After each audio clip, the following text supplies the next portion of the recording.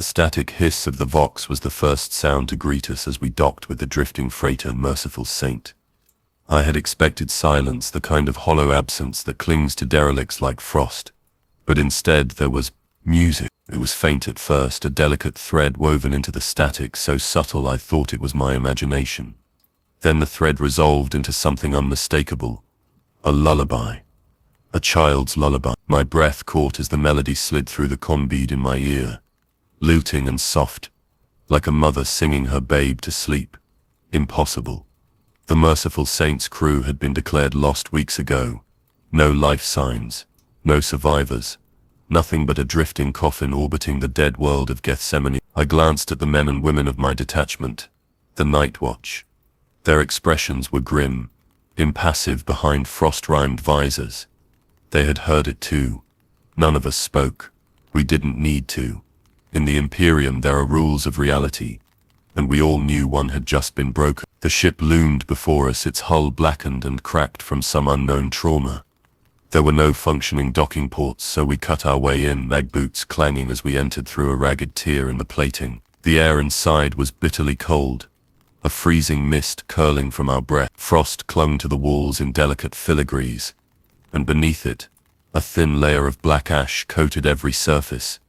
My boots left prints that were instantly erased as the ash seemed to shift, almost like it was breathing. We advanced in silence, weapons at the ready. My auspex flickered with static. Vox channels were unstable, voices warping into distorted echoes. The lullaby faded, replaced by scraps of reversed liturgical prayers that bled through like corrupted machine spirits trying to speak. The sound was wrong, the rhythm off by fractions, enough to raise the hair on the back of my neck. Megar Strix, our attached tech priest, muttered Binharic blessings as his mechadendrites probed an open panel. His voice was metallic and flat, almost lost in the whispering static. Systems degraded, logs fragmented, data corruption extensive. As we pushed deeper into the freighter, the corridors grew narrower, the light dimmer. Our helmet lamps cut tunnels through the darkness, illuminating murals scrawled in ash along the bulkheads. Crude shapes, mouths wide and screaming, drawn over and over again.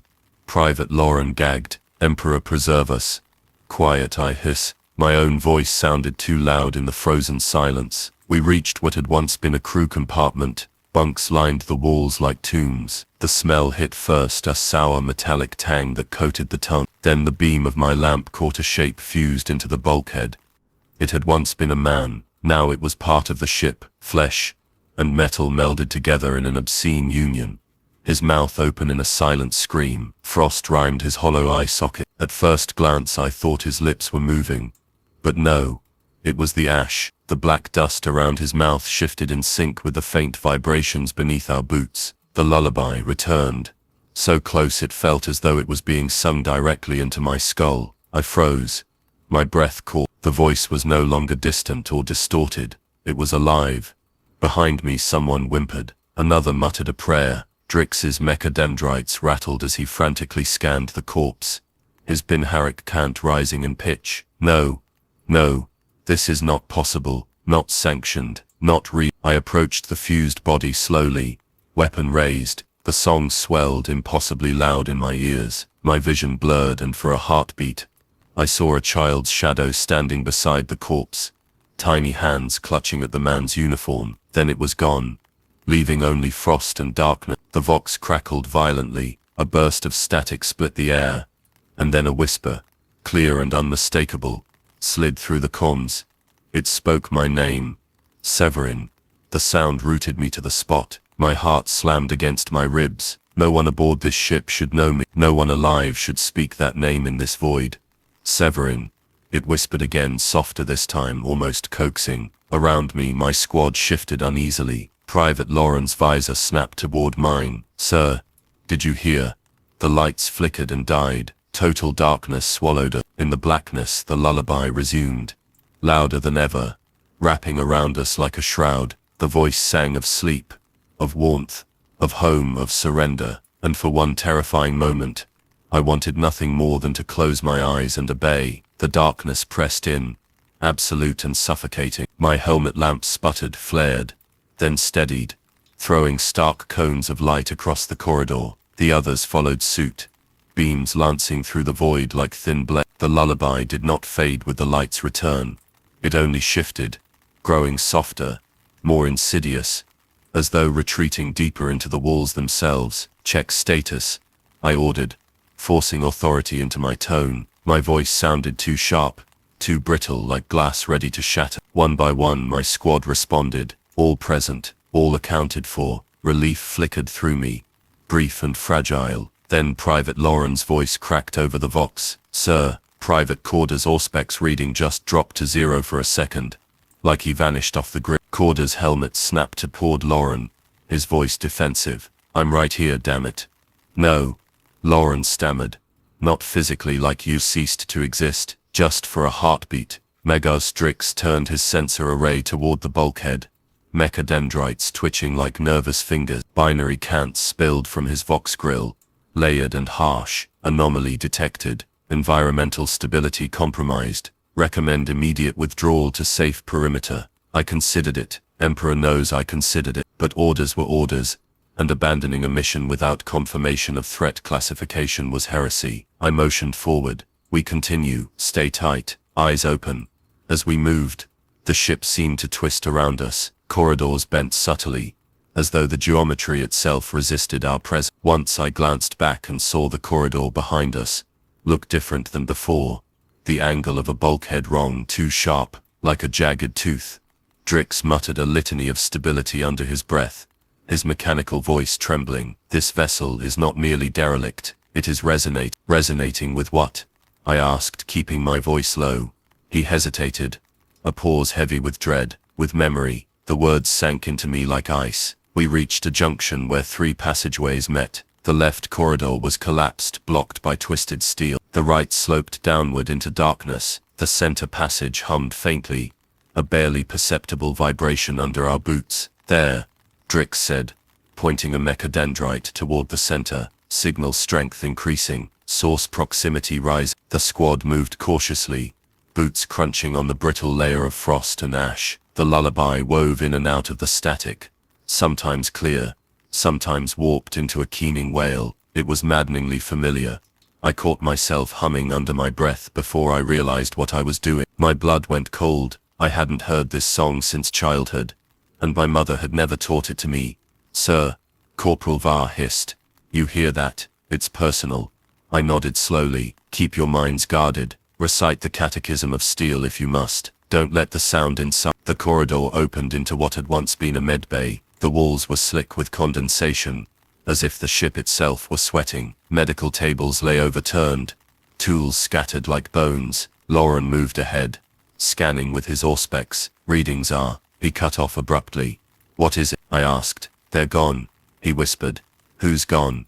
"Their life signs," he said, voice shaking. "Corporal Drake and Specialist Hullen, they were right behind us." We spun in unison, lights slicing through the darkness. The corridor was empty. No sign of a struggle, no sound of retreating footsteps, only a small, neat stack of lasguns on the deck, placed with deliberate care. The lullaby surged, louder now, layered with static. "Formation," I barked. "Defensive circle now." Drix's mechadendrites whipped through the air, as he interfaced with a wall terminal, attempting to trace their last positions. Data corrupted, looping. "What does it mean?" Lauren demanded. Before Drix could answer, a burst of corrupted vox chatter filled our comms. Fragments of liturgical hymns twisted backward and overlapping. Beneath it, a new pattern emerged.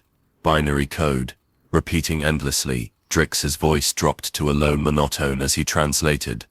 A location deeper within the vessel. The humming beneath our feet grew stronger, pulsing in time with our own heartbeats. My breath came faster, fogging my visor. "We follow it," I said, even as dread clawed at my gut. "We find our missing men. We end this." Var hesitated. "Sir, what if they didn't vanish? What if they joined whatever's singing?" The lullaby cut out mid-note, leaving a void so profound it hurt my ears. Then a whisper, soft and perfectly clear, slithered through the vox.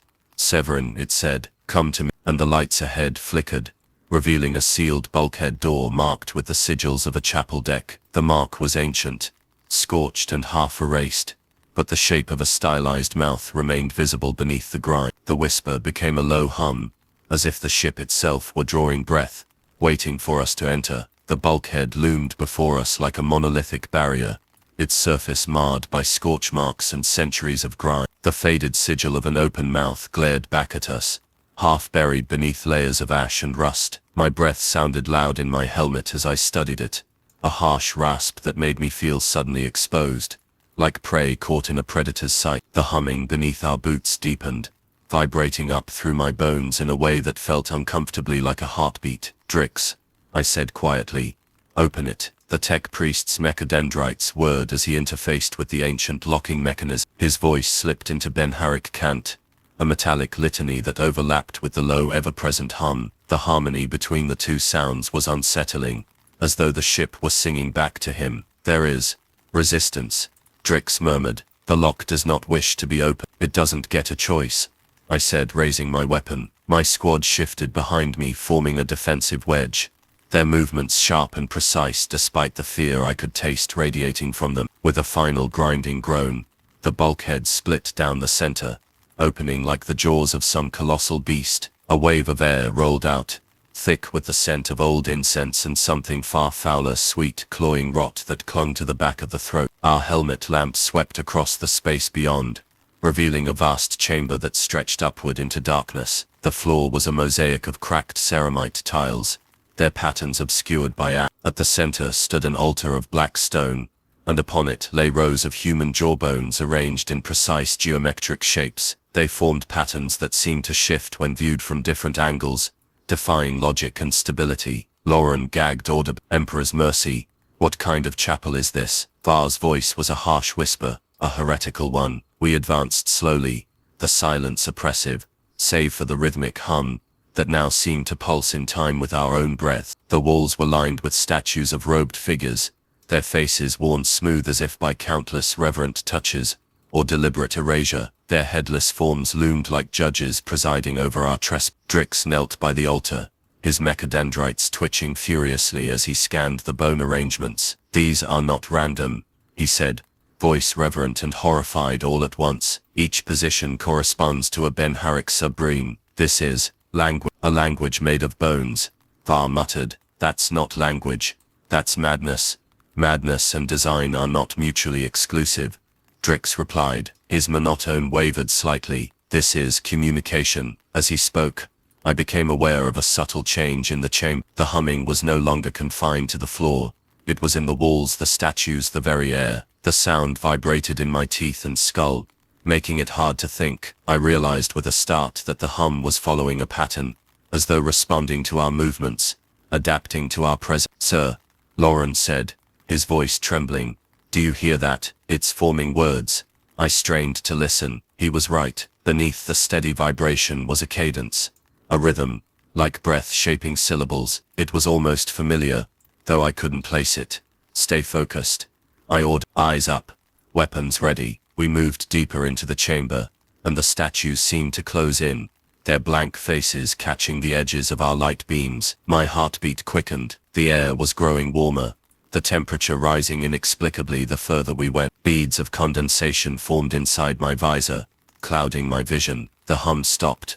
The sudden silence was so absolute it felt like a physical blow. My ears rang in its absence. The squad froze, breaths held. Then from somewhere deep within the darkness above us, a single note sounded. It was a voice, soft, human, singing a lullaby, the same lullaby we had heard through the Vox, now impossibly close, intimate and fragile, like a mother singing to a child cradled against her chest. The sound slid down my spine like cold water, every instinct screaming at me to run, to hide, to fight. Lauren whimpered, "It's here. Emperor, save us. It's here with us." I raised a hand for silence, though my own pulse thundered in my ears. The voice did not echo. It didn't need to. It was everywhere, filling the chamber from every direction. Private Ryan, the youngest of my squad, staggered forward, his weapon slipping from numb fingers. His lips moved, and to my horror, the lullaby emerged from his throat in perfect harmony with the unseen singer. "Restrain him," I shouted.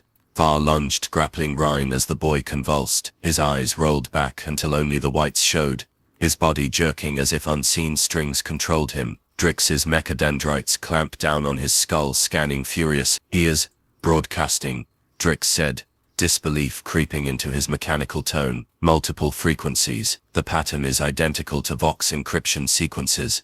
Ryan's scream shattered the air, as his back arched unnaturally. Then, just as suddenly, he went limp. For a heartbeat, none of us moved. The only sound was the faint rattle of ash shifting across the tiles. Then the lullaby stopped mid-note. The silence that followed was worse. Slowly, inexorably, the bone patterns on the altar began to rearrange themselves, moving with a dry, rattling wisp. And somewhere in the darkness above, something enormous shifted, breathing in time with our own. The rattling of the bones grew louder, like teeth chattering in the cold, yet the chamber was stiflingly warm now. My armor felt heavy, suffocating, as if the air itself were pressing inward. I tried to step back, but my boots seemed rooted to the floor. Var swore under his breath, dragging Ryan's limp form away from the altar. The young soldier's lips still moved, whispering the lullaby, even though no sound came out. His chest rose and fell with a rapid, unnatural rhythm, like he was breathing to a beat only he could hear. "Megas, what's happening to him?" I demanded. Drix's mechadendrites hovered frantically over Ryan's skull, scanners emitting urgent pulses of red light. "His brainwave activity is fracturing," Drix rasped, his mechanical voice faltering. "Multiple overlapping patterns. Some match Imperial encryption codes, others I do not recognize." He hesitated, then added, "It is as though he has become a transmitter." Before I could respond, a wave of dizziness struck me. My vision blurred, the statues around the room swimming like figures seen through water. A dull, rhythmic pulse filled my head, too steady to be my own heartbeat. Then, without warning, the world tilted sideways. I blinked, and I was no longer in the chapel. The corridor stretched before me, lit by flickering emergency lights. My boots left prints in fresh ash that hadn't been there moments ago. At the far end of the hall I saw myself. It wasn't a reflection, it was me, walking with my weapon lowered, face bare and expression blank. Around me, my squad moved silently, their movements stiff, mechanical. I shouted, but my voice made no sound. My other self turned his head slowly toward me, and in perfect unison, every soldier mirrored the motion. Their mouths opened, releasing a hiss of black ash that streamed upward like smoke. A hand gripped my shoulder hard. I stumbled back into reality, gasping. Drix stood before me, his optics flickering wildly. "Lieutenant, focus. You fell into microsleep."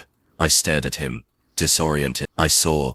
You dreamed," he interrupted sharply. "But this is no ordinary sleep. This place induces involuntary episodes. The boundary between perception and reality is thinning." Behind us, Lauren let out a strangled scream. We turned to see him standing rigid, eyes wide, his weapon clattering to the floor. He swayed, murmuring.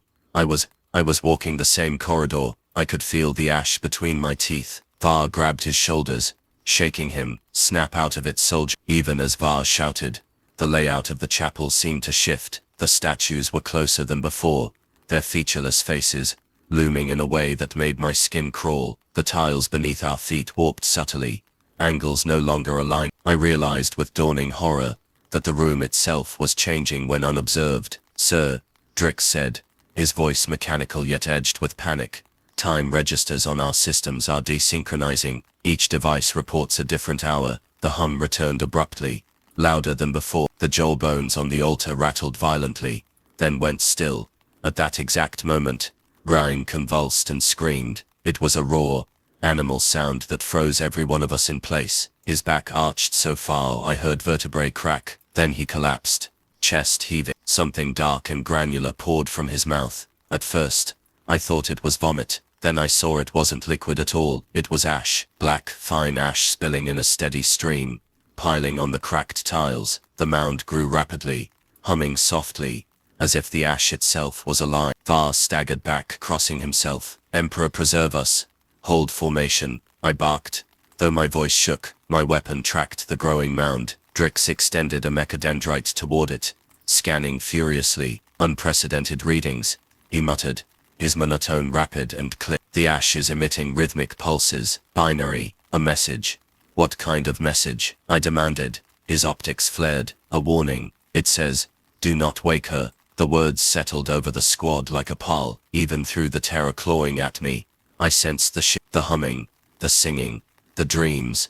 It was all building towards something still asleep. Ryan's body jerked suddenly, his mouth opening in a silent wail. The ash mound shuddered in response, the hum rising in pitch. Then the temperature plummeted. Frost raced across the floor, creeping over our boots. My visor fogged instantly, and the air tasted of iron. Lauren grabbed my arm, panic roar in his voice. "Sir, we need to leave, now."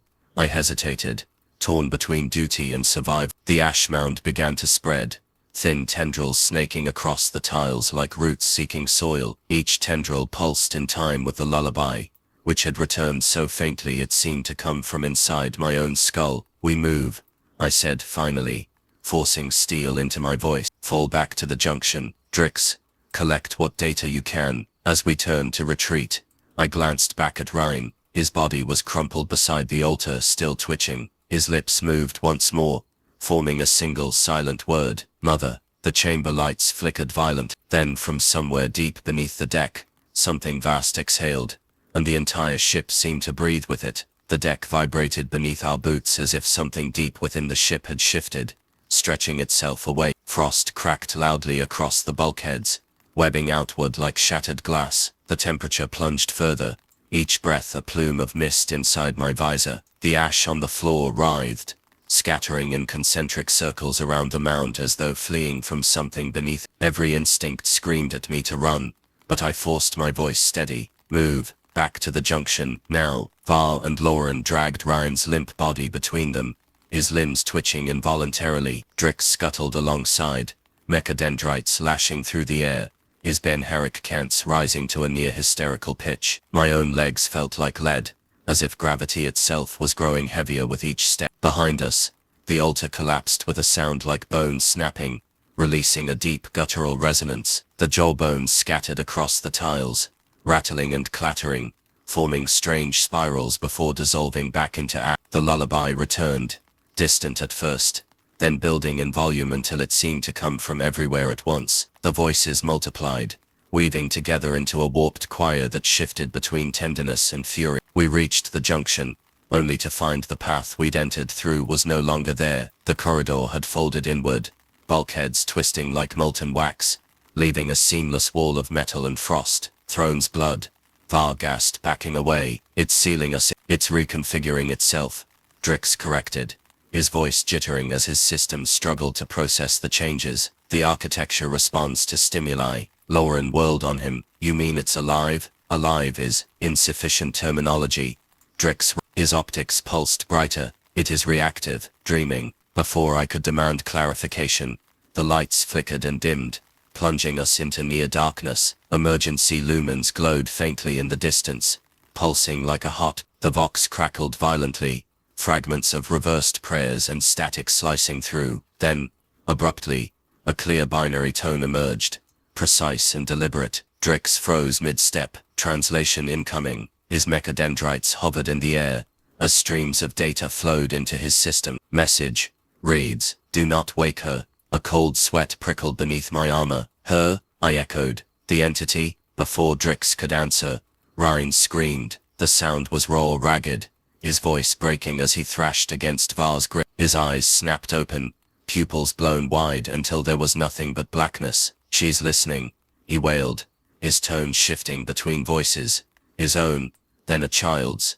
then a guttural basso that rattled my visor. "She knows you're here. She knows." His mouth froze mid-scream. Slowly, he turned his head to look directly at me. "Severin," he whispered, perfectly calm now, "you'll make a fine first dream." I shoved down the chill crawling through my veins. "Val, restrain him fully. Sedate if you must." As Val complied, Drix's systems spiked wildly. He staggered, mechanical limbs flailing as though struck, external signals merging with internal processes. He gasped. "The ship's machine spirit is not isolated. It's merging with something external. No firewall, no separation." Lauren's voice "What does that mean for us?" Drix's optics locked on mine. "It means it knows where you are." Before we could respond, the deck shuddered violently, nearly throwing us to the ground. Alarms wailed, then cut off mid-tone, replaced by the sound of a heartbeat impossibly loud and slow. The entire ship vibrated in sync with it. I activated my comms broadcasting a distress signal. Only static answered. Then a voice slid through the channel, soft and intimate. "Severin." I froze. The voice was my mother's. "Come home," it crooned. "Come." I killed the channel. Heart hammering. "It's in our box," I snarled. "Drix, shut it out." Attempting isolation protocols, he rasped. His Ben Herrick chant escalating. Sparks leapt from his mechadendrites as he fought the invasive signal. Lauren suddenly dropped to his knees, clutching his head. "Sir?" "The song. It's in my mind. I can see it." His scream built to a piercing wail before cutting off abruptly. He collapsed, trembling. Eyes rolled back white. Val swore, dragging him back. "He's alive, but unresponsive." Before I could issue orders, Private Keller stepped forward, moving with eerie calm. Blood streamed down his forearms, where he had carved deep, jagged symbols into his flesh with his combat knife. His face was serene, almost blissful. "Keller," I snapped, "stand down, that's an order." He smiled faintly and spoke in a voice that was not entirely his own. "She calls to me. She calls to all of us." He raised his blade and began etching another mark into his chest, speaking in a strange, rhythmic chant. The words were alien, yet they resonated in my bones like an ancient prayer. Drix's optics flared in alarm. "Those are coordinates," he hissed. "Planetary coordinates. He is broadcasting a destination." The heartbeat sound intensified, shaking the bulkhead. Frost fell in sheets from the ceiling. Keller's chanting grew louder, until his voice cracked. Then, with a sudden, decisive motion, he slit his own throat. Blood sprayed across the tiles in an arc that sizzled as it hit the freezing air. His body crumpled, twitching once before going still. The lullaby surged, deafening now, filling every space within the ship. Through the cacophony, Keller's last word echoed in perfect clarity. "Mother." The deck dropped beneath us like a collapsing lung, and somewhere deep in the bowels of the vessel, something vast began to move toward the surface. The deck groaned beneath us, a deep, resonant sound that felt less like metal and more like something alive drawing breath. I steadied myself against the bulkhead, the cold of it biting through my armor. Keller's blood still steamed where it had splashed across the frost-coated tiles, the strange sigils carved into his flesh glowing faintly as though lit from within. The air was dense, oppressive, and every inhale carried the taste of copper and ash. "Form up," I barked, my voice sharp to keep the panic from setting in. "We're moving deeper. Whatever this is, we end it now." No one argued, though fear radiated from the squad in palpable ways. Val and Lauren lifted Ryan between them, the young soldier limp and unresponsive, save for occasional spasms that rippled through his lips. Drix moved ahead, mechadendrites twitching like a nest of serpents, his metallic chanting layering over the distant hum that now throbbed constantly in the background. The path forward sloped downward into a narrow maintenance shaft. It reeked of burned oil and something sweetly rotten. Lights flickered fitfully along the walls, casting shadows that bent at odd angles, as if reluctant to follow the shape of reality. As we descended, the air grew warmer and heavier, each breath a labor. My visor fogged, blurring my vision, until I could only see by the dim glow of emergency lumens. The deeper we went, the clearer the sound became. The hum had evolved into a faint melody, low and mournful. It was a lullaby still, but stripped of warmth,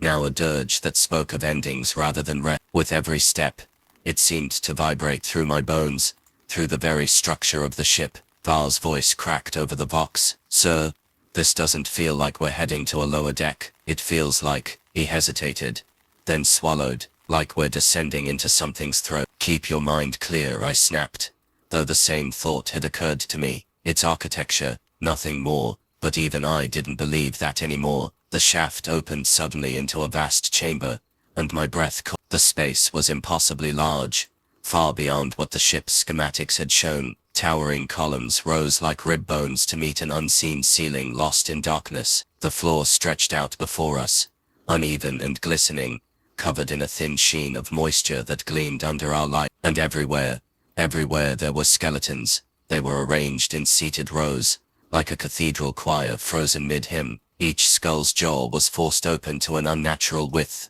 the bone fractured and warped as if from extreme pressure. They faced the far end of the chamber where a massive altar-like structure loomed, its surface covered in more of those shifting jawbone patterns. Loran whimpered, tightening his grip on Ryan. Emperor's Light. This is a tomb. Drix corrected, his voice a trembling monotone. This is a choir. As if on cue, the humming deepened, and the skeletal jaws began to rattle in perfect unison. The sound rose gradually, transforming into the unmistakable cadence of a lullaby sung by countless voices. The squad faltered, hands clamping over helmets as if that could block the noise. I fought the urge to scream, forcing my mind to focus. Weapons ready, I shouted, though the words sounded distant, drowned beneath the rising song. The walls themselves began to move, subtle vibrations rippling outward like a living organism. The stone-like material pulsed faintly, and I realized with growing horror that the chamber wasn't built to contain the choir. It was the choir. Every surface resonated, every vibration calculated to shape the sound. The melody twisted without warning, turning harsh and discordant. My vision blurred, and for a heartbeat I saw shapes moving behind the walls, colossal silhouettes, shifting and writhing as if trapped within some vast membrane. Drix staggered, his mechadendrites flailing wildly. Warp energy breach, he screeched, his usually calm voice breaking into static. Reality boundaries compromised. We are inside a living conduit to the immaterium. The very air thickened, becoming a tangible force pressing against us. Var screamed over the vox, dropping to one knee as blood streamed from his nose. Loran collapsed entirely, clutching his head as if trying to claw something out of his mind. I forced myself forward, every step like wading through viscous liquid. Drix, shut it down. There is no shutdown, the tech priest wailed. This is not machinery. It is liturgy made flesh. The song rose to a fever pitch, and the skeletons moved, not as individuals, but together, their jaws snapping open and shut in perfect rhythm, creating an unbearable clattering that merged with the lullaby. Then came the moment that shattered whatever fragile sanity we still held. The altar shifted, and for an instant the veil between dimensions tore. I saw something vast and formless pressing against the barrier, its presence so immense it dwarfed the entire ship. It had no eyes, no face, yet somehow I felt it looking directly at me. It opened its non-existent mouth and sang. The sound bypassed my ears entirely, vibrating through every cell of my body. Images flooded my mind, battlefields, hives, planets, all cradled in a darkness that pulsed like a heartbeat. I saw infants screaming in their cribs, only to fall silent as the lullaby reached them. I saw stars die and be reborn, each moment accompanied by the same haunting tune. When the vision passed, I was on my knees, gasping. Around me the squad writhed in agony, blood dripping from ears and eyes. The song ended abruptly, replaced by a silence so profound it felt like drowning. Then a whisper slid through the void, cold and intimate. Sleep, and Ryan, still held in Var's trembling arms, opened his blackened eyes and began to sing the lullaby in a perfect innocent child's voice. Ryan's small innocent voice filled the chamber, cutting through the oppressive silence like a blade through flesh. It was pure, unbroken and heartbreakingly familiar, a perfect echo of the lullaby that had stalked us since we boarded the merciful set. The skeletons vibrated in harmony, their jaws moving in flawless unison, as though they were instruments being played. The sound pressed against my skull, smothering rational thought, wrapping around my mind like a shroud. Hold him, I snarled, forcing the words past my clenched teeth. Var's arms tightened around Ryan's thrashing body, but the boy was impossibly strong now, muscles straining with a strength that wasn't his own. His blackened eyes rolled back and forth as if searching for something beyond the veil of reality. Drix staggered forward, his optics stuttering with static bursts. This is not possession, he rasped. It is projection. He is broadcasting memories, not his own. Before I could demand an explanation, my vision blurred. The world around me dissolved, the chamber melting away like smoke until I stood in a different place entirely. I was aboard the ship, but it was whole again, its corridors bright and clean. I heard laughter, human laughter, mingled with prayers spoken in reverent tones. Crew members bustled about, carrying supplies, their faces alive with purpose. Imperial hymns rang clearly through the vox, untainted and orderly. For a heartbeat I felt hope. Then the scene shifted.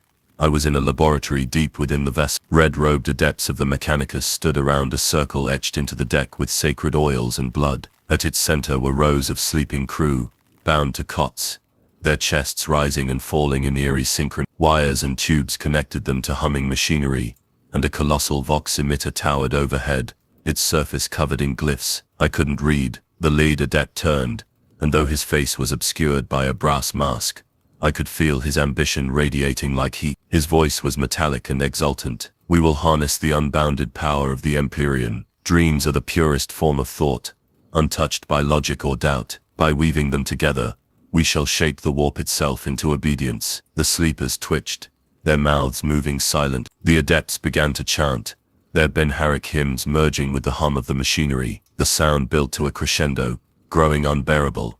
I saw the first sleeper's eyes snap open. Blackness spilled out like liquid night, spreading across his face as he screamed a lullaby in perfect childlike pitch. The others followed, their screams harmonizing into a terrible song that rattled the chamber. The machinery convulsed, panels sparking wild. Warp light bled through reality in jagged fractures. The brass-masked adept staggered back shouting orders, but it was too late. From the collective dream of the sleepers, something formed. I couldn't see it clearly, only the impression of vastness, a presence both motherly and monstrous. It reached through the tier between realms, drawn by the lullaby, and in that instant I understood the terrible truth. They hadn't merely called to the warp, they had given it shape.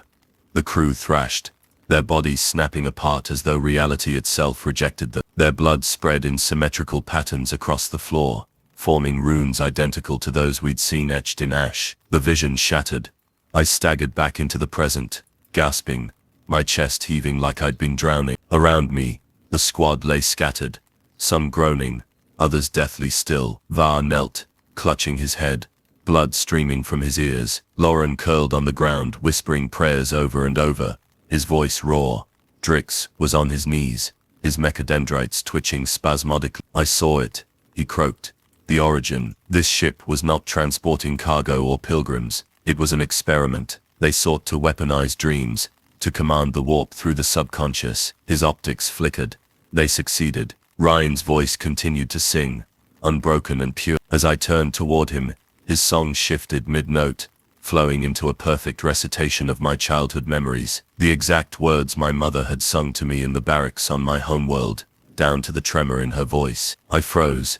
How? My throat constricted. How do you know? Ryan's mouth curved into a smile that wasn't his. Because you dreamed it once, he said in my mother's exact tone. Var shouted, his voice panicked. Lieutenant, look. I followed his gaze to the far side of the chamber. The altar's bone patterns were rearranging again, faster this time, forming intricate shapes that resembled star maps. Drix scanned the shifting symbols, his voice rising in mechanical terror. It's plotting a course. The ship is navigating on its own. The deck beneath us lurched, throwing several men to the ground. The low hum became a steady, rhythmic pounding like a colossal heartbeat. Through the bulkheads came a sound like tearing fabric, followed by a deep guttural exhale. The temperature spiked, sweat running down my face beneath the helmet. Var's voice cracked over the vox. Sir, we're moving. The ship's engines are online. The hull vibrated violently as the choir of skeletons began to rattle again, their song merging with Rain's voice into a single overwhelming harmony. I grabbed Drix by the shoulder, shouting to be heard. Where is it taking us? His optics burned crimson. To the coordinates Keller carved into his flesh, a world unmarked on any imperial chart. The chamber tilted as the vessel descended into the void, and in that moment, the lullaby swelled until it drowned out everything else, promising that what lay ahead was not salvation, only awakening. The descent was like being swallowed whole. The ship's groans grew into a deep resonant wail that vibrated through the bulkheads, and into our bones. Emergency lights strobed crimson, flickering across faces drawn tight with terror. No one spoke. There was no need. The lullaby had risen again, drowning out rational thought, a wordless promise of rest and oblivion. Through a viewing port I saw the dead world rising to meet us. At first it seemed like nothing but endless black dunes stretching to the horizon, but as we drew closer, the dunes shifted. Whole sections of the landscape moved like the muscles of some buried beast. Columns of ash spiraled upward into the atmosphere, churning and falling again in a ceaseless cycle. My stomach clenched at the sight. This world should be barren, Drix rasped, his voice distorted by static. Scans indicate no tectonic activity, no wind patterns capable of generating this level of disturbance. It is not weather. Lauren's voice broke over the vox. Then what the hell is it? The tech priest's optics flickered, then dimmed. It is the planet breathing. The ship shuddered as landing struts deployed. The hull screamed as we settled into the ash sea, sending waves of black dust rippling outward. For a moment silence reigned. Then the ground beneath us shifted, almost imperceptibly, as though something vast and unseen had acknowledged our arrival. "Status check," I ordered, forcing my voice to remain steady. Var and Lauren responded with tight, clipped affirmative. Ryan gave no reply, though his lips still moved silently, forming words only he could hear. "Magos," I said, "tell me we can leave this rock if things go bad." Drix hesitated. "Engines are operational, but not under my command. I can attempt a manual override, though success is unlikely." That was all the answer I needed. "We find whatever this is, destroy it, and pray the Emperor grants us a way out." The ramp descended with a hiss of escaping pressure. A wave of heat and ash-laden air rolled in, thick enough to clog the filters of our respirators. Visibility dropped to a few meters, our helmet lamps cutting narrow tunnels through the swirling glue. Each step sank into the soft surface, with a muted crunch, releasing faint whispers that faded almost as soon as they began. At first I thought the whispers were my imagination. Then Lauren froze beside me, his weapon trembling. "Sir," he said hoarsely, "did you hear that? It said my name." "Keep moving," I ordered. "Ignore it." But as we advanced, the whispers multiplied, overlapping into a susurrus of voices, some pleading, some weeping, others laughing with terrible mirth. I realized with a chill that they weren't carried on the wind. They came from the ash itself. Shapes emerged through the haze. Towers, half buried and crumbling, rose like the teeth of some vast predator. Their surfaces were carved with countless open mouths, frozen mid-scream. Some mouths were human, others bestial, and some so alien my mind recoiled from their form. The structures vibrated subtly, humming in time, with the lullaby that still throbbed in our ears. Var muttered a prayer under his breath, his voice shaking. "This isn't natural. This is a graveyard built to sing." "No," Drix corrected flatly, "not a graveyard, an amplifier." We approached the nearest tower. The ash beneath it trembled, rippling outward like water disturbed by a dropped stone. I raised a fist, signaling the squad to halt. My breath came in short, sharp gasps. The ground erupted. A sinkhole opened beneath Lauren, swallowing him waist-deep before anyone could react. His scream cut through the vox as Var lunged forward, grasping his flailing arms. I joined him, straining to pull, but the ash had a grip like liquid concrete, dragging Lauren down inch by inch. "Hold on," I roared. "Don't let go." Lauren's visor slammed against mine, his eyes wide with pure animal terror. "Sir, it's pulling me under. There's something." His words dissolved into a wet gurgle as he was yanked down complete. Var screamed his name, plunging his hands into the shifting blackness, but there was nothing to grasp. The ash sealed over instantly, leaving only silence and the faint whisper of the lullaby. I dragged Var back, forcing him to his knee. "He's gone," I said harshly, though the words tore at my throat. "We can't save him. Stay focused or we all die." He didn't respond, only stared at the ground where Lauren had vanished. Drix scanned the area, his mechadendrites quivering. "Life signs detected." "Many life signs," he said, his tone clipped and mechanical. "Beneath the surface, countless entities moving in unison." "Define entities," I demanded. "They do not conform to biological norms," Drix replied. "Some are large, some are very small. All are connected." Before I could process that, the humming intensified, so loud it rattled my teeth. The towers began to shake, their carved mouths vibrating in perfect rhythm. The ground beneath us bucked violently, throwing us to the ash. Through the swirling haze, I saw movement, massive shapes rising from beneath the dunes. At first they resembled colossal statues, their outlines jagged and wrong. Then they shifted, revealing themselves to be alive. They were not machines, nor entirely their forms blurred at the edges, like half-remembered nightmares given shape. Dozens of open mouths stretched across their bodies, all singing the same lullaby. The sound became unbearable. My vision blurred, blood streaming from my nose. Ryan began to laugh, a high, childlike giggle that chilled me to the core. Var staggered to his feet, weapon raised. "Sir, what are your orders?" The creatures did not advance. They simply stood, their countless mouths harmonizing, as though welcoming us. Then, without warning, the ash beneath our feet shifted again, and the nearest tower tilted forward, its carved mouths opening wider. From deep within it came a sound like a colossal intake of breath. Drix's voice crackled over the vox, raw with "Lieutenant, the towers are calling the ship.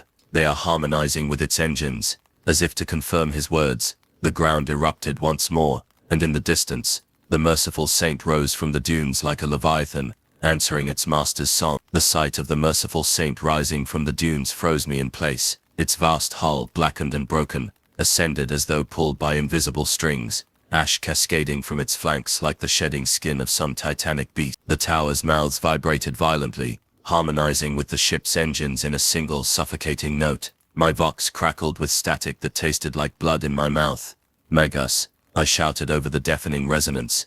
"Tell me what I'm seeing." Drix's voice was almost lost in the cacophony, his binharic chants fragmenting into panicked shrieks. "The vessel, it is responding to a summoning protocol. These towers are not architecture, they are conduits. They are singing to it." Before I could reply, the ground beneath us trembled violently, and a section of ash collapsed inward, revealing a gaping chasm. Heat blasted upward, reeking of scorched metal and decay. The lullaby swelled, emanating not from the ship above or the towers around us, but from somewhere far below. Var staggered back from the pit's edge. "So, we can't stay out here. If those things attack, they're not attacking." I cut him off, forcing my mind to focus. The creatures with the countless mouths had not advanced even a step.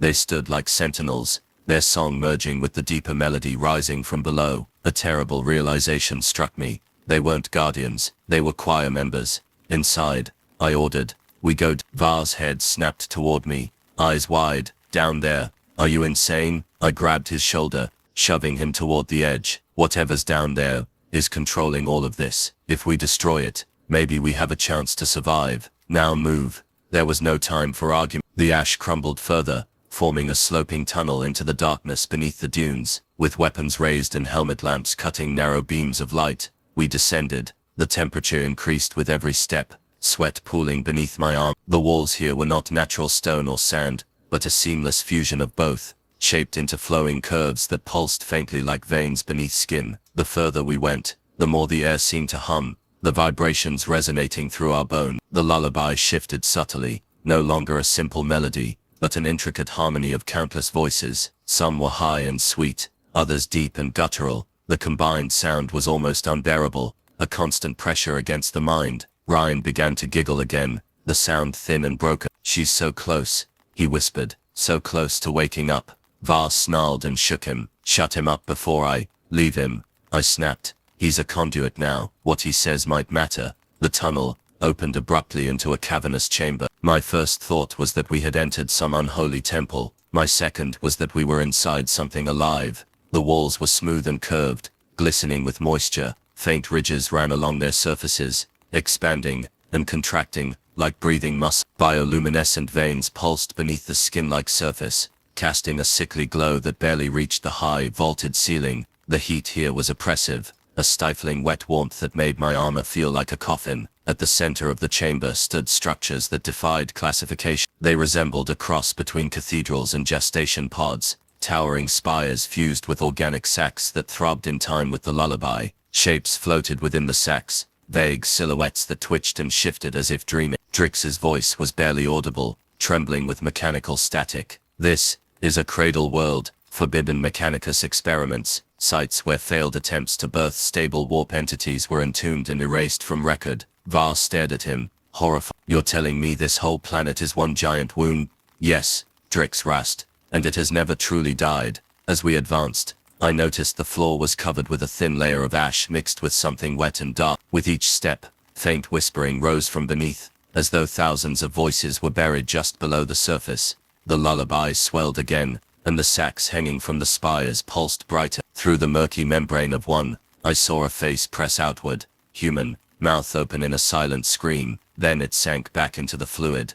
Lauren's breath hitched over the vox. "Sir, Emperor, save us. Those aren't, they're people." "Not anymore," Drix corrected, his optics flared. "They are fragments of a gestalt consciousness, fuel for her awakening." As if responding to his words, the chamber began to tremble. Portions of the walls shifted, closing off the tunnel behind us, with a wet sucking sound. "We're trapped," Var said, his voice breaking. "No," I said, forcing calm. "There has to be another way out. We find it, we destroy whatever's at the heart of this, and we get to the surface." The floor quaked violently, throwing us to our knees. Ryan stood unharmed, his blackened eyes gleamed. His voice cut through the roar with perfect clarity, singing the lullaby in a slow, deliberate rhythm. The sacks around us responded instantly, their movements syncing with his song. The shapes within began to writhe violently, their outlines growing sharper and more grotesque. Drix's mechadendrites lashed wildly. She hears him. The song is accelerating the birthing process. Var raised his weapon, aiming at the nearest sack. Then we kill them now. Wait, I snapped, though my own finger itched on the trigger. If we fire without understanding, we could trigger. The entire chamber convulsed, cutting me off. A massive fissure split open at the far end, revealing a deeper darkness. From it came a sound like a colossal heartbeat, steady and terrible. The lullaby shifted again, this time joined by a second voice, low, resonant, maternal. It wasn't just sound anymore, it was command. The ground beneath us bucked, throwing us backward.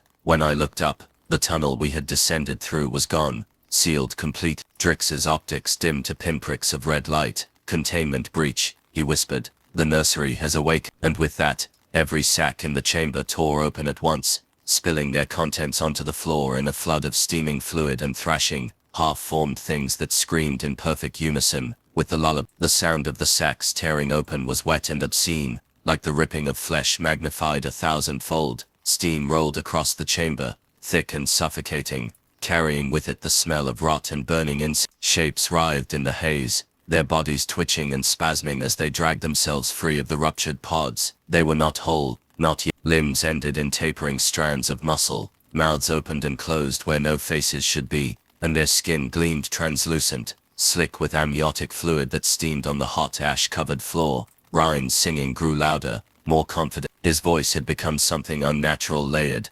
impossibly resonant, as though countless voices were speaking through him. The creatures responded to his song, moving in perfect synchronization with every note. Their discordant movements began to align, forming a grotesque, undulating rhythm that turned my stomach.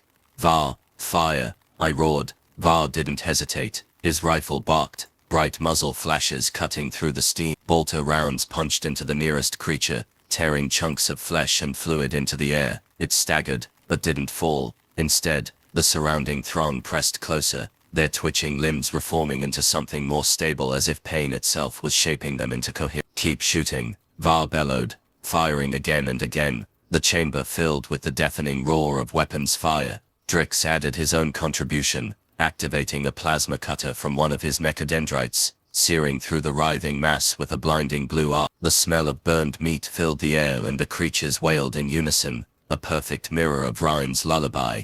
Then, without warning, the wailing stopped. A single voice rose in its place. It was impossibly deep and resonant, so low I felt it more than heard. The sound thrummed through the floor, through my armor, through my very bones. My teeth rattled, my vision blurred as the bioluminescent veins in the walls flared to life, flooding the chamber with sickly pulsating light. The voice spoke a single word, children. The creatures froze, their twitching bodies going utterly still. Even Ryan stopped singing mid-note, his blackened eyes widening. He turned toward the fissure at the far end of the chamber, and sank to his knees.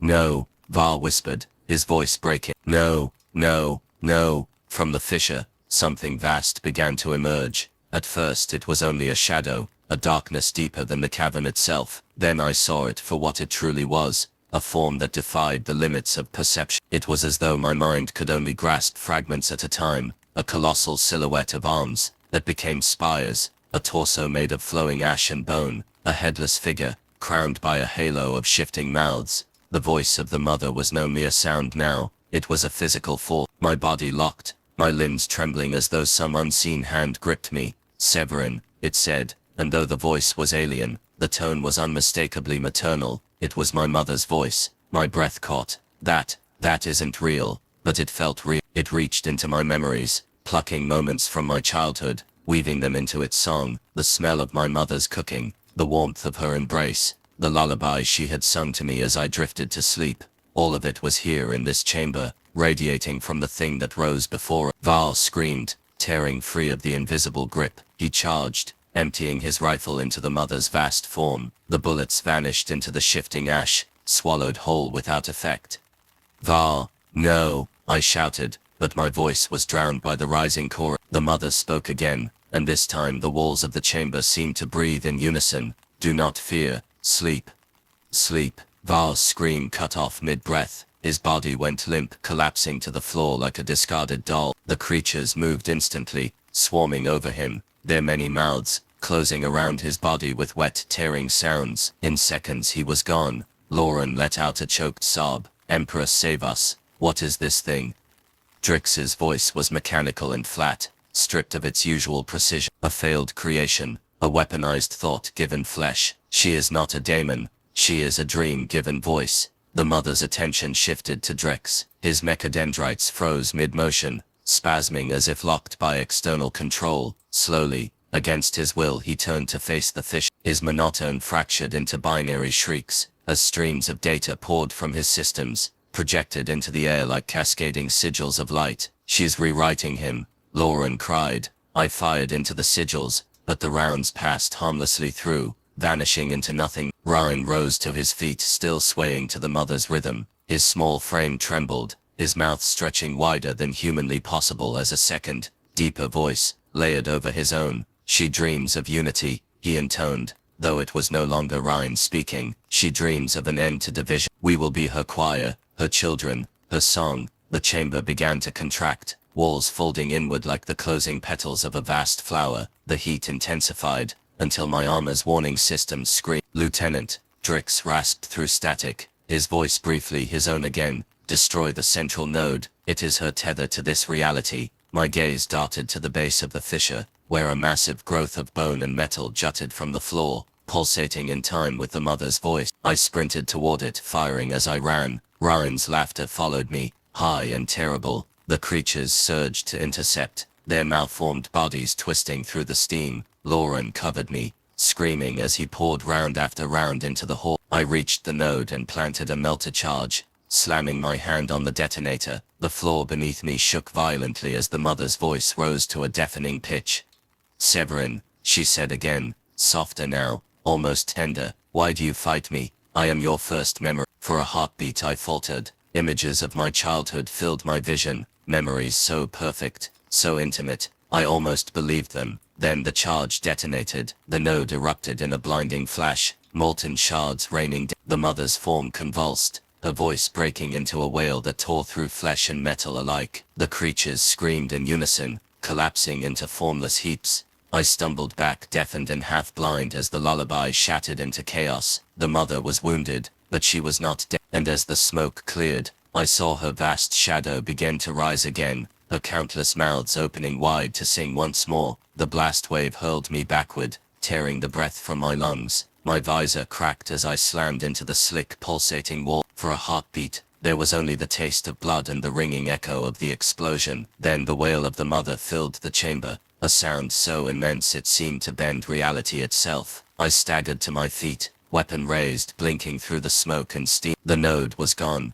reduced to molten fragments, yet the mother still loomed above, her vast shifting form writhing like a wounded leviathan. Her countless mouths opened and closed, releasing a fragmented chorus of cries, anguish, rage, and something far worse, sorrow.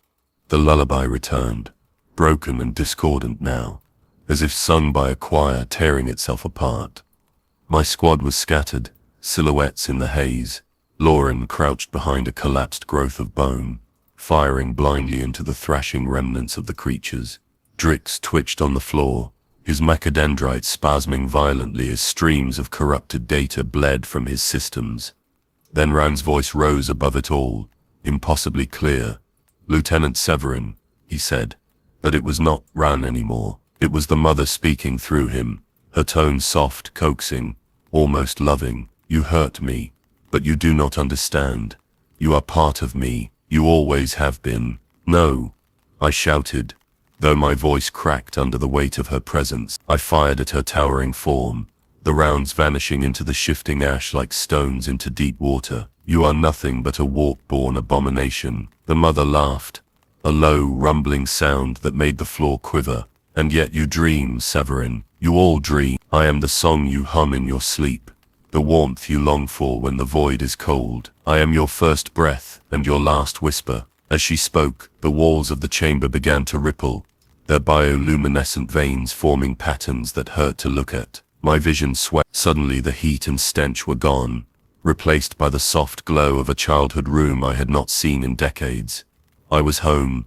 The metal walls of the nursery were painted with crude depictions of imperial saints. My mother's voice drifted from somewhere close by, humming the same lullaby the mother had sung. The air smelled of oil and bread, familiar and comforting. For a moment I believed I had imagined everything. The ship, the choir, the nightmare below the dune. I turned, and there she was, my mother, smiling gently, her hands outstretched. "Severin," she said, her voice warm, perfect. "Come here, my son. You've been so far from home and you've fought for so long." My legs moved of their own accord, armor dissolving into nothing as I crossed the room barefoot. I reached for her, heart aching. Then something caught my eye. A small warped toy sat on the floor, its surface covered in jagged runes. I remembered it from my childhood, yet not like this. The runes shifted as I looked at them, forming the same symbols I had seen on the altar, the same coordinates Keller had carved into his flesh. The illusion cracked, the walls bled away into darkness, and my mother's warm smile stretched impossibly wide. Her skin peeled back, revealing rows of shifting mouths beneath. The lullaby surged, no longer soothing but suffocating, pressing against my skull until I wanted to scream. "You cannot deny me," the mother's voice boomed. "This dream is yours, Severin. I am you." I stumbled backward, my hands clutching my head. My own memories betrayed me, flickering like broken hololiths. Moments of my life replayed out of order. My first deployment, my oath to the Emperor, my mother's death, all bleeding into each other, until I could no longer tell which were real. Through the chaos, a single phrase rose above the din, spoken by my own voice. "Sleep, Severin, sleep, and be whole." I dropped to my knees, gasping. My weapon lay forgotten beside me. Part of me wanted to surrender, to sink into the warmth of that false home and never rise again. Then I heard another voice, faint but steady. "Lieutenant," it said, Lauren's voice.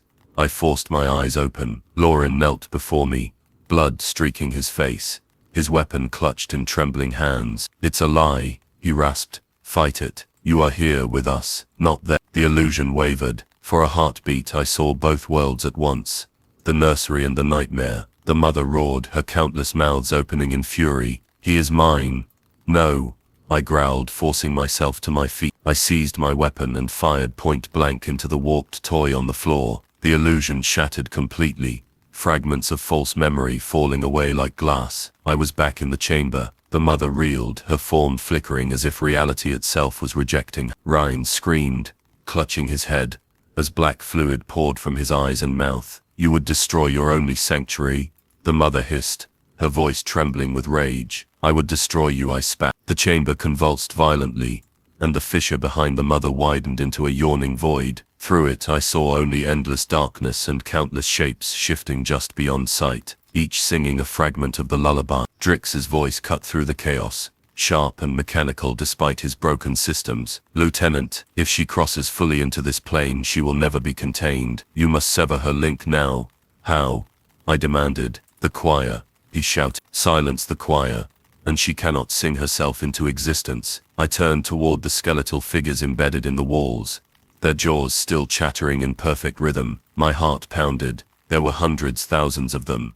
The mother's laugh shook the chamber. "Try, if you wish. Even silence is my song." I gritted my teeth, raised my weapon, and fired into the nearest row of skulls. The first shattered, then the next, a chain reaction of destruction spreading outward. The choir's song faltered, broken by screams of rage and despair. The mother shrieked, her vast form collapsing inward, her mouths twisting into grotesque silent shapes. But as she fell, she whispered directly into my mind, soft and intimate, "Severin, even if you kill me, you will never wake." The chamber split apart, the floor crumbling beneath my feet, and I plunged into the darkness, her words echoing endlessly in my ears. The fall felt endless, a plunge through weightless darkness. My stomach twisted as if gravity had been stripped away, yet I could feel something dragging me down, pulling me deeper. Around me, fragments of shattered bone and machinery spiraled, like dying stars,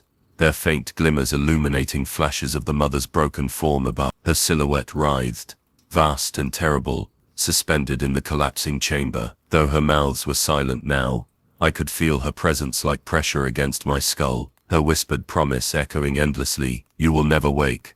Then the darkness solidified beneath me. I struck the ground hard enough to drive the breath from my lungs, armor screaming in protest. My visor cracked fully, a spiderweb of fractures splitting my vision into jagged shards. I staggered upright, gasping, and realized I was standing ankle-deep in warm black liquid that steamed in the suffocating heat. The space around me was different, vaster, older. The walls were slick and organic, pulsating slowly like the inside of some titanic lung. Thin streams of ash fell continuously from above, spiraling down to vanish into the black pool beneath my feet. The lullaby was gone, replaced by a single low hum so deep it seemed to emanate from my own bones. Lauren stumbled into view, coughing, his armor scorched and cracked. His eyes were wide, wild with terror, but he was alive. Behind him, Drix crawled forward, his mechadendrites sparking erratically. One limb hung limp, severed wires trailing like torn sinew. "Lieutenant,"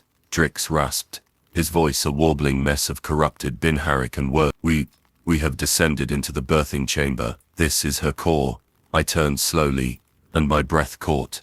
At the center of the vast chamber rose a structure unlike anything we had seen before. It was not entirely mechanical, nor fully it pulsed with a rhythm like a heartbeat, towering spires of bone fused with warped metal, every surface inscribed with shifting glyphs that bled and reformed in an endless cycle. At its apex hung a single colossal sac, translucent and veined, inside which something massive stirred. The shape was indistinct, shifting constantly as though undecided on what form it wished to take. But one feature was constant, a great, yawning mouth that stretched impossibly wide, opening and closing in silent primal hunger. Drix's optics flared crimson. She is birthing herself anew. The destruction of the node above forced her into this phase prematurely. If she completes it, his voice faltered, broken into static bursts, this system will not merely fall, it will become her body. Lauren staggered backward, weapon trembling. "We can't fight that, sir. Emperor, help us. There's no way to fight that." I wanted to tell him he was wrong, to give him hope,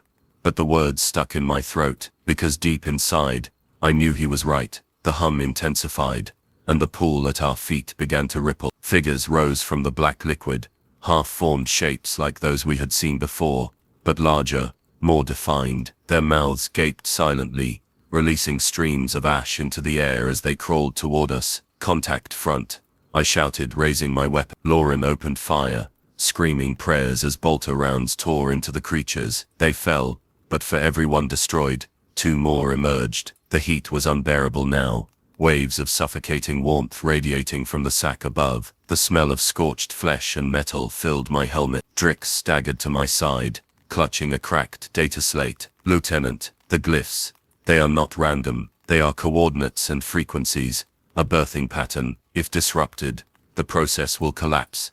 "How?" I demanded, firing into the advancing horde.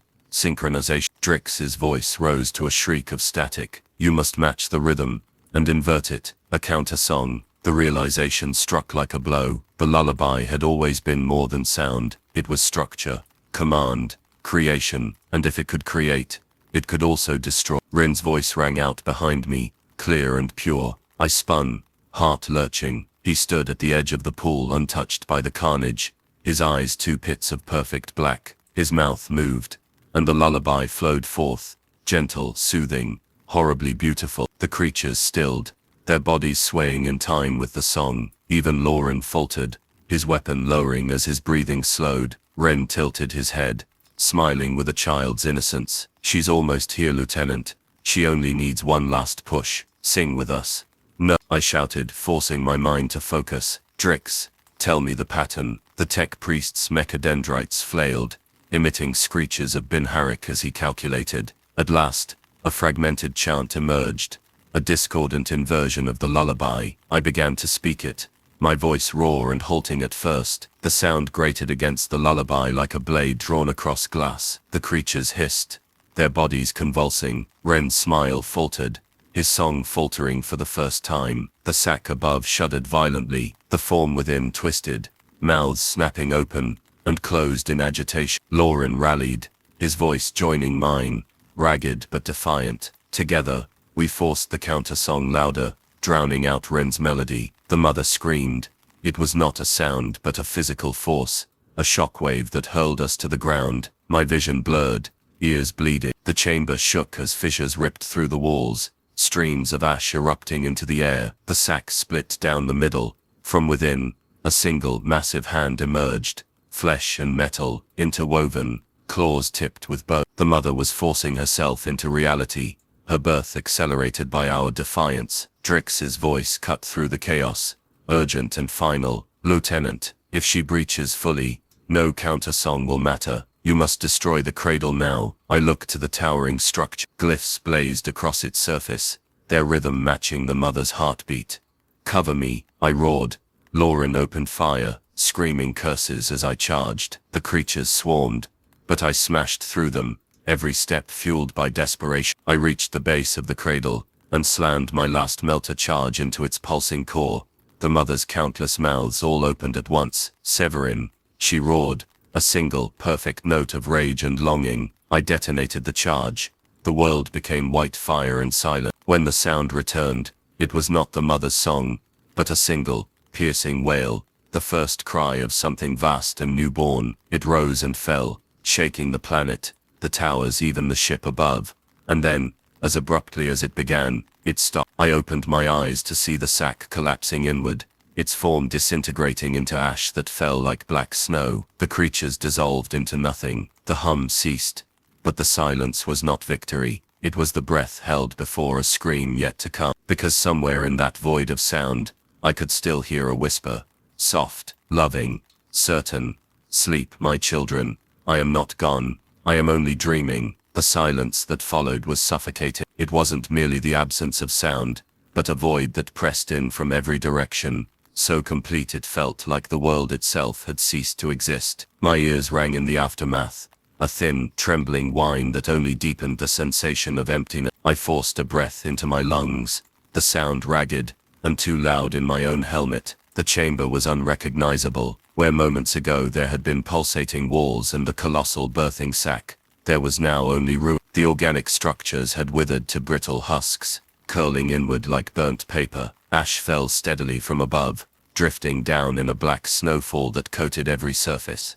The pool had evaporated, leaving a cracked basin etched with warped glyphs that glimmered faintly before fading one by one into nothingness. I staggered to my feet, my armor scorched and pitted. Lauren lay nearby, groaning softly, his weapon still clutched in trembling hands. Drix was slumped against a fragment of the collapsed cradle, his optics dim and flickering, his mechadendrites twitching in broken, stuttering motions. "Status," I croaked, my throat raw. Lauren coughed, rolling onto his side. "Alive." His voice was a whisper, swallowed instantly by the oppressive stillness. "Emperor's mercy, Lieutenant. What did we just do?" I didn't answer. I didn't have the words. My gaze swept the chamber, searching for Rin, but there was no sign of him. Only the memory of his small, terrible smile lingered in my mind, sharper than any wound. Drix stirred, his voice distorted, fragmented between words and static. Containment, incomplete, pattern disrupted, but essence persists. I knelt beside him, his optics flared briefly, then dimmed again. "The mother is not dead. She withdrew, dormant, dreaming." This silence, is her breath held, his mechadendrites spasmed once, then went still. "You must leave before she exhales." The ground trembled beneath us, a subtle vibration that crawled up my spine. The ash shifted like disturbed water. Lauren pushed himself upright, panic flashing in his eyes. "Lieutenant, we need to move now. This whole place feels wrong." I helped Drix to his feet, though his weight was almost too much. Together, we stumbled toward the far end of the chamber, where a narrow passage had opened in the collapse. It was the only way out. As we moved, I noticed something that made my blood run cold. The glyphs on the walls were gone, erased entirely, but faint outlines remained burned into the surface. When I brushed a hand across them, they crumbled like dried skin. The passage twisted upward, the air growing colder with each step. The silence deepened, becoming a physical thing, thick and heavy. My own heartbeat sounded distant, muted, as though even it were being swallowed. Lauren clutched his helmet, as if to keep his thoughts from leaking out. "Sir," he whispered, though the word barely reached me. "Do you hear?" "Nothing." "I hear it. I said grimly. We emerged onto the surface and froze. The towers were gone. The vast choir of mouths had crumbled into mounds of black ash. The sky above was a uniform, starless void, no longer lit by lightning or smoke. Even the merciful saint lay silent, grounded in the dunes like a dead leviathan. Its lights were extinguished, its engines cold. Lauren stumbled forward, falling to his knees. "It's over," he breathed, though the words sounded like a prayer spoken more out of desperation than belief. "No," Drix rasped, his broken voice carried in the oppressive stillness like a curse. "This is not victory. This is intermission." The ash beneath our boots shifted subtly. Faint depressions appeared, as if unseen hands were pressing upward from beneath the surface. The sensation of being watched was overwhelming, a pressure at the back of my skull that made my vision blur. "Back to the ship," I ordered. "We need to send a warning, mark this world, and purge it from all charts." Lauren didn't move. "Sir, look." I followed his gaze. Across the dunes, the ash was rising, sculpting itself into shapes, curved lines, intricate spirals, a massive sigil that spread outward in all directions. It was the same pattern I had seen in my false memories, the same pattern that had marked the cradle below. Drix's optics flared dimly. "It's rewriting itself," he said, each word labored. "The surface is becoming another choir." My stomach turned. "We destroyed the cradle." "You destroyed a cradle," Drix corrected. "But the mother, she is vast. She will sing again." The silence pressed harder, so absolute it seemed ready to crush us. I realized with dawning horror that it wasn't the absence of sound. It was a pause, a breath drawn in. The lullaby would return. I forced myself to move, dragging Lauren to his feet. "We run, now." We stumbled through the dunes toward the ship, the ash swirling silently around us. The sigils continued to grow behind us, stretching across the landscape like veins. When we reached the merciful saint, its ramp was already open, though no lights burned within. The interior was pitch black, the kind of darkness that seemed to have depth, like a bottomless ocean. As we stepped inside, a faint hum began to build, so low I almost mistook it for my heartbeat. Then, soft and impossibly close, a single note of the lullaby drifted through the dark. Lauren froze, eyes wide with terror. "Sir," he whispered, "tell me you heard that." I didn't answer. My grip tightened on my weapon as the silence broke, not with a scream, but with the first breath of a song that had never truly ended. The mother was still dreaming. The first note of the lullaby lingered in the dark, soft and trembling, and my heart clenched in my chest. It wasn't loud. It didn't need to be. Even a whisper from the mother was enough to still our breath, to make the void inside the merciful saint feel alive. Lauren's hand tightened on my arm, his knuckles white beneath his cracked gauntlet. His breathing came in shallow gasps, and I could feel the tremor in his body through the armor. "Sir," he rasped, barely audible, We can't go back in there. The song's already inside." We're walking into its mouth. The hum deepened, vibrating through the deck plating beneath our boots. Drix staggered forward, one mechadendrite dragging uselessly behind him, his optics flickering like dying embers. "We must," he croaked. "The ship is the only vector capable of transmitting a warning beyond this system. If we leave it uncontrolled, the mother's signal will spread to the wider Imperium. Whole sectors will dream with her. The image of worlds falling silent, their populations cradled in her song before being remade into part of her choir, cut through my hesitation. I grabbed Lauren by the shoulder and shoved him toward the ramp. "Move, whatever's inside." We cut through. The ramp groaned beneath our weight as we ascended. The darkness beyond wasn't merely the absence of light. It seemed thick, almost tangible, swallowing our helmet lamps, until they were little more than faint halos. Every breath echoed too loudly, every step answered by a soundless presence pressing closer. Inside, the ship was transformed. Where once there had been steel bulkheads and standard Imperial fittings, now the walls pulsed faintly, a fusion of metal and organic matter. Strange runes crawled across the surfaces, forming and reforming like living things. The hum resonated through the corridor, building steadily toward the lullaby's first full verse. "Drix," I hissed, forcing my voice into the voxnet. "Where's the bridge? Can you get us control?" The tech priest shuddered, his remaining functional mechadendrites twitching, like severed nerves. "The bridge remains intact," but compromised. Systems are aligned to her rhythm now. We will need to break synchronization before issuing any command. Then break. His optics flared briefly. To do so, we must silence the core choir. It's below decks, Lauren swore under his breath. Not another one. We moved cautiously through the corridors. Every junction a potential ambush. Shadows shifted at the edge of vision, always retreating before our lights could catch them. Once, I thought I saw Rin's small figure standing at the far end of a passage, his head cocked, mouth open as if mid-song, but when I blinked, he was gone, leaving only drifting ash behind. The humming intensified as we descended toward the engine decks. The walls grew slick, warm to the touch, and the runes along their surface pulsed like veins beneath skin. The smell of iron and something sweetly rotten filled the air, clogging our filters. We reached the lower hold and froze. Hundreds of crew members stood in perfect rows, motionless, their eyes closed, their mouths moved silently, forming the lullaby without breath or sound. Each figure was connected by a web of glistening filaments that stretched back toward the engine core, converging in a mass of pulsating flesh and steel. The filaments throbbed in rhythm, spreading the mother's song throughout the ship. Emperor, Lauren whispered.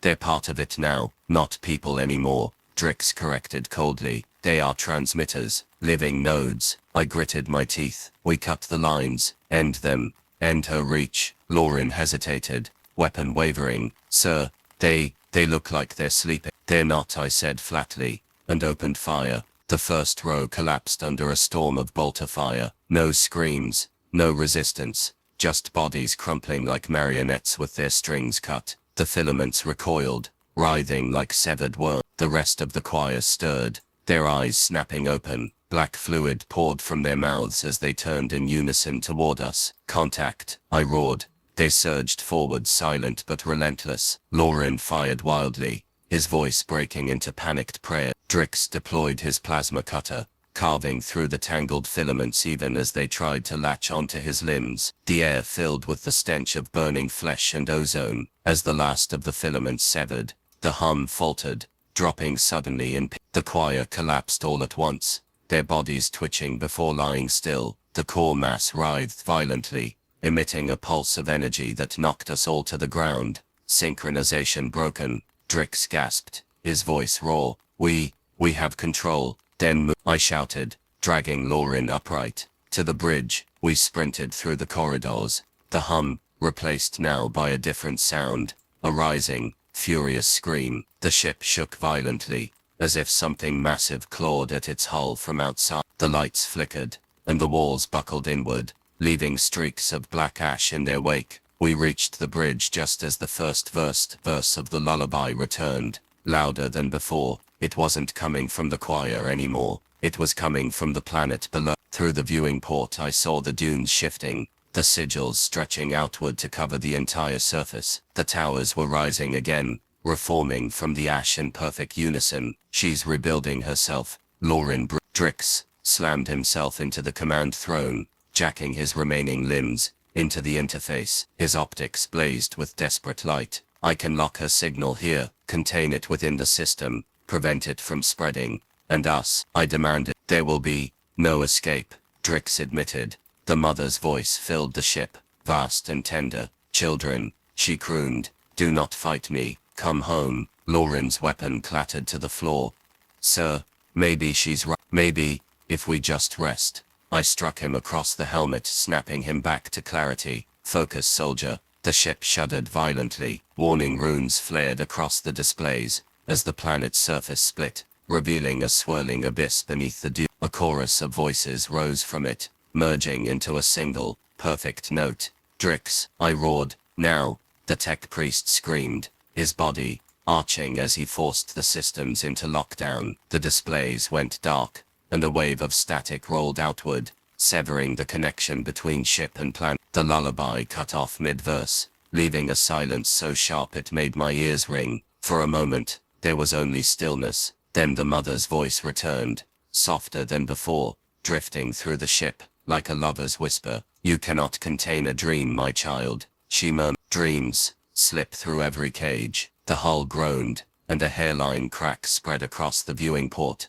Drix's optics dimmed. Containment achieved. For now, I stared at the void beyond, heart pounding. For now, the silence that followed was worse than her song. It felt like waiting for the next breath, the next verse, and deep within that stillness, I knew she was listening. The crack in the viewing port spider-webbed outward with a sound like splitting bone. I froze, holding my breath, as the ship groaned beneath us, the metal straining as though the void itself were pressing inward. A faint hiss escaped from the rupture, a whisper so soft it might have been mistaken for escaping air, except it carried a rhythm, a half-formed note of the lullaby. Drix, slumped in the command throne, his remaining optics flickering weakly, smoke curled from the ports where his mechadendrites were fused into the interface, the stench of scorched oil and flesh filling the bridge. Containment.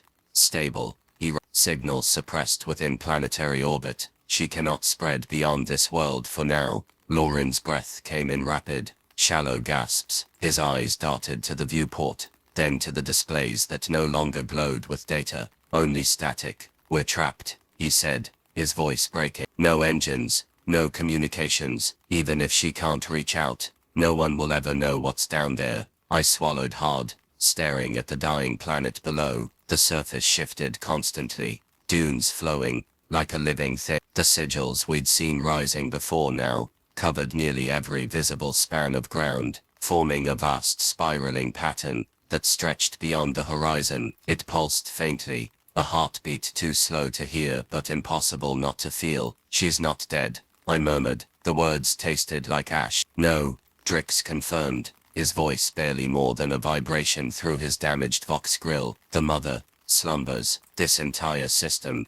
is now her cradle, and you, Lieutenant, you are inside her dream. My hands clenched into fists. Then we wake her, I growled. Drix's failing optics flared once, faint, but resolute. No, to wake her is to bring her fully into our reality. You must understand, containment is victory. She cannot be killed, only starved.